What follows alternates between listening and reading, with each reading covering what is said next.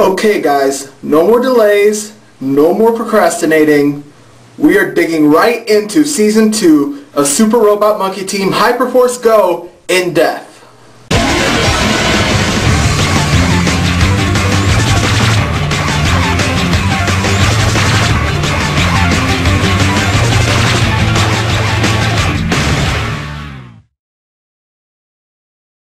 So yeah, sorry about the delays, but I've had a lot on my plate and I've just been unable to do anything, so sorry.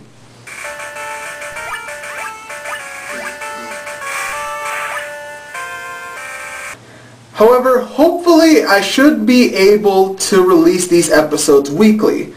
The key word there being hopefully. So you should look forward to a new episode every week unless something comes up like it always does. Okay, enough talk. Let's get right into the episode. Episode 16 is entitled The Lords of Soturix 7.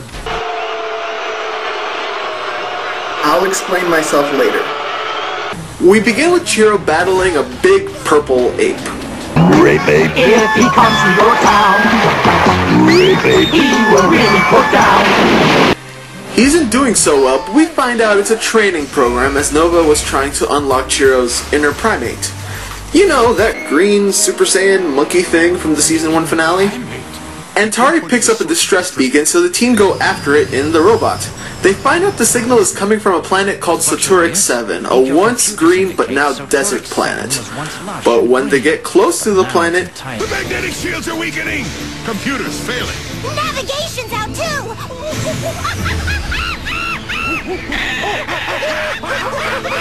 What's the matter with you guys? So the exosphere of the planet shuts down all the mechanics on the robot, including the ones on the monkey team. You may remember me pointing out back in episode 4 how if they are robot monkeys, why they have fur. Well, if you didn't know before, this episode kinda makes it clear that they aren't robot monkeys, but more cyborg monkeys. Yup, our heroes are real flesh and blood primates with mechanical upgrades. Super Robot Monkey Team doesn't refer to the team being Super Robot Monkeys, but rather they are a monkey team who pilot the Super Robot. Hopefully that is straightened out now as we have a big robot full of rambunctious monkeys. Chiro decides to see the planet they landed on and, being the smart one that he is, leaves the door of the robot open for the monkeys to escape. While trying to find his way and the monkeys, Chiro gets jumped by some natives and finds out for some reason his powers don't work on this planet. Odd considering how his powers aren't machine-based, but let's assume that Exosphere did more than shut off machines. Chiro meets the leader named Lord Skurg, who apparently channels some god named Thrash, who commands Chiro to be punished. But not before, even without powers, Chiro saves a girl. How chivalrous. Oh, by the way, there's competitive sandboarding on this planet, which leads to a unique, cool race sequence where Chiro gives the prize to the girl he saved. Lord Skurg decides to banish Chiro into the desert since he threatens Skurg's power. While wandering through the desert and getting really messy, Chiro finds Sparks and Otto, who throws coconuts at Chiro. And when they find beverage in a coconut, the monkeys befriend Chiro and go along with him. The sun causes Chiro to act a bit stir-crazy, and we get some fun transversing scenes with Chiro and the simple-minded monkey duo. The three are traveling along when... That sounded like Gibson.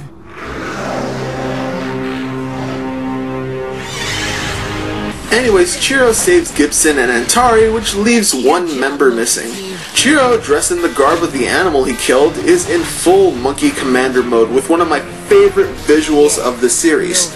Chiro being pulled by the monkey team on a chariot across the desert. They track Nova back to Lord Skurg, as apparently Skurg transformed Nova in some kind of big... thing, while also trying to dump the monkeys in hot lava. We get a cool fight scene, but with no powers, Chiro is no match for Nova until...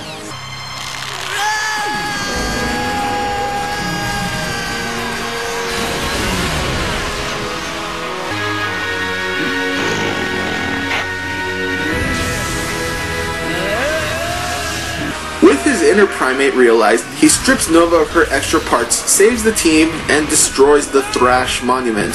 which brings the monkeys back to their senses. Also, it turns out that Thrash statue is what made the planet turn to desert, as instantly we have a green planet. The locals plan to rebuild the world as the team heads home, with Chiro telling the stories to the team, with them being taken aback by the whole thing. End of episode.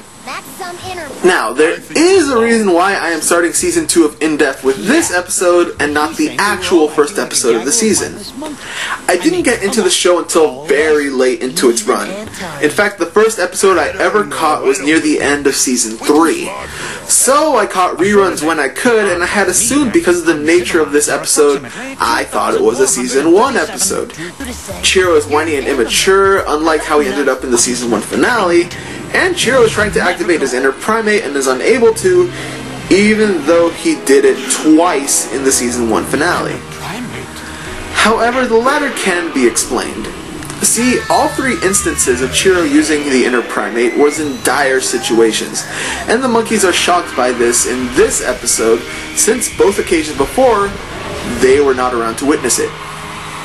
However, the big issue here is with Chiro, the character. You may remember when I was talking in the Season 2 in-depth update, link here, that the show could have ended right there in that season. Chiro is fully mature as a hero, which means him acting annoying and complaining again feels like a step backwards. Oh, and trust me, Chiro will be switching between whiny Chiro, cocky guy, and awesome hero a lot as we go on. But that isn't to say I dislike this episode. In fact, I really like it. Chiro having to re-earn the trust of his team using the most animalistic of ways, while also getting in touch with nature himself, is tremendous. The fight scenes and sandboarding sequence is great, and Bug Armor Chiro riding through the desert just looks amazing. It just feels like Chiro has gone backwards since his growth in Season 1. Well, in the next episode we will do Season 2's first episode proper, with one of the most polarizing episodes of the show, World of Giants. Oh.